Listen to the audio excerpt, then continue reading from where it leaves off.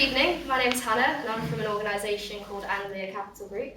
So if you've not come across Anglia Capital Group before, we're a network of independent angel investors who invest in early stage innovative businesses across Norfolk and Suffolk for a share of equity.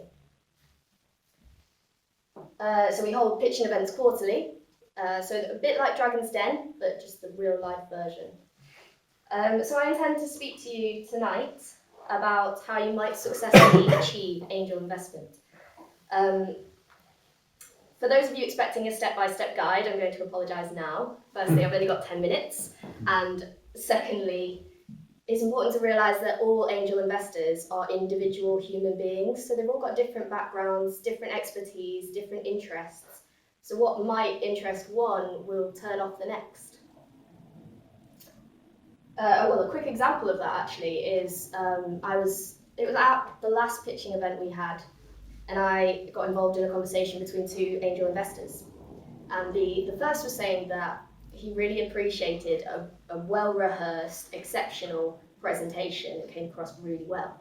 The second was saying, actually, if a presentation is too good, it gives him the impression that the person presenting is just a really good salesperson.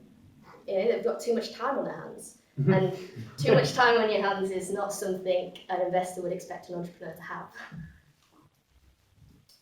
So my director gave this presentation a couple of weeks ago at one of Aaron's bite-sized seminars.